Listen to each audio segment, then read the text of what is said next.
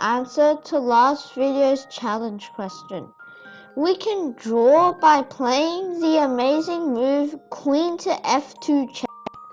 What this move does is it checks the king and attacks the queen at the same time. So if black moves his king away, then we can take his queen. So black has no better option than to take our queen. And by doing so, it is stalemate because it is our turn. Our king can't move and our pawn can move. I hope that you found this amazing move. Today, we will be learning about piling up on a pinned piece. I will be showing you 3 examples and, as always, the end of video challenge question. In this endgame, we are white and we are down 1 point. But by playing bishop to g5, we are pinning black's rook to his king. If the king moves to any old square that is not e7, for example e8, then we can simply take the rook. But if he does move to e7 and defend his rook, we have to be careful.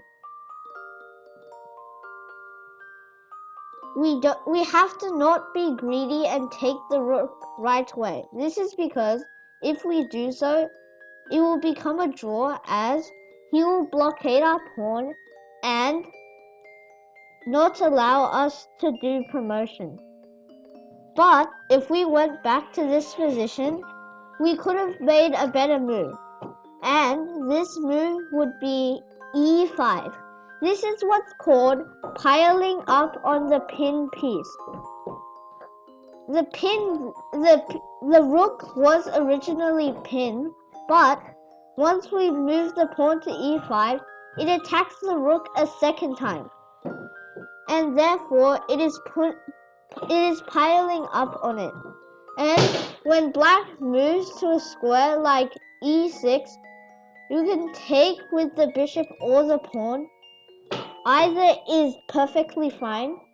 If we take with the bishop, he can't take our pawn as the bishop is defending it, and he can't take our bishop as the pawn is defending it as well. Now I will be showing you another example.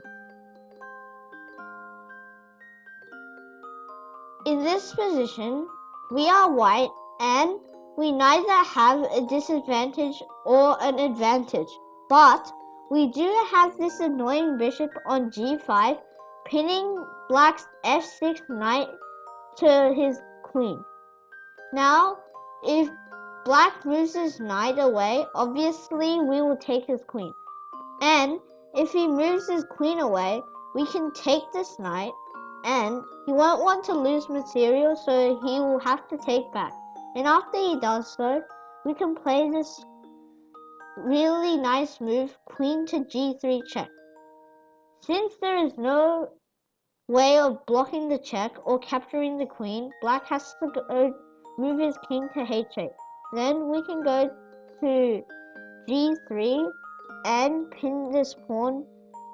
We can then go to g4, and pin his pawn to his king, and then later move our rook up and over, which is called a rook lift. I will explain to you this concept in a later video.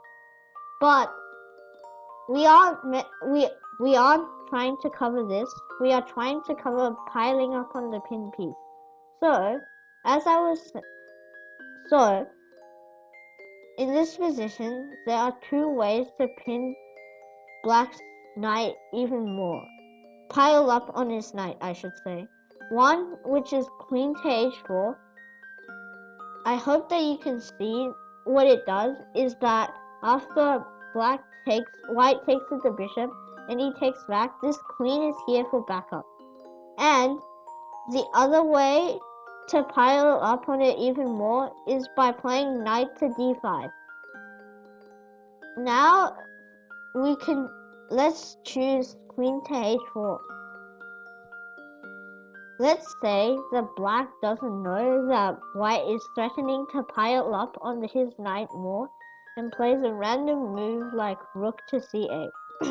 Then we can play knight to d5. This move adds a third attacker to this knight. There is no way that black can save his knight.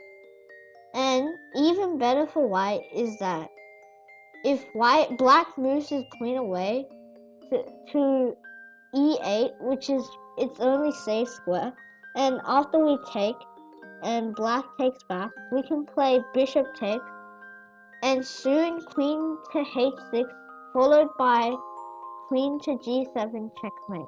Or, as I said earlier, the rook lift with rook to f3 and rook to h3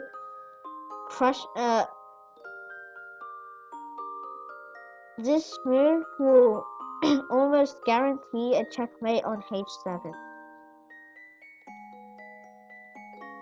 So in this position, black's best chance would actually be to take this knight and give up his queen. I will be showing you one last example.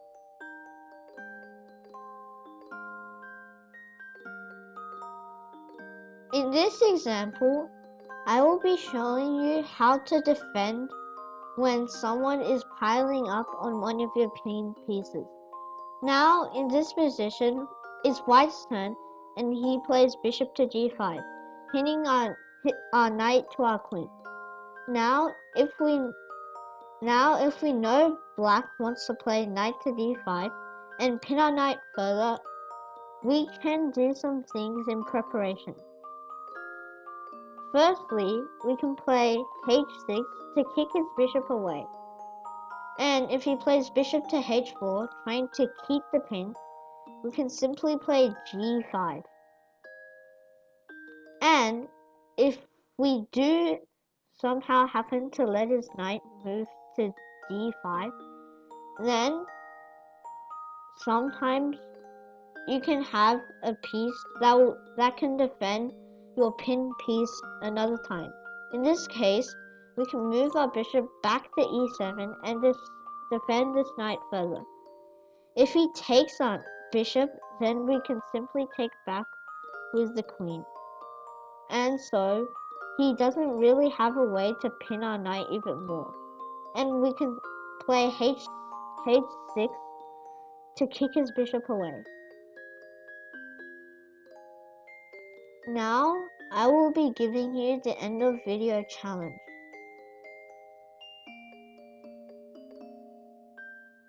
In this position, you are white and you are down by 2 points, which is a rook for 3 pawns, if you want to know. But what if I told you that there was a way that white could win a piece and be greatly ahead? I hope that you could find this answer because it is not easy to do so. As I said, the answer will be in my next video. That's it for today, and thank you for your time. If you enjoyed the content, please consider to like, subscribe, and turn on the notification bell. Thank you.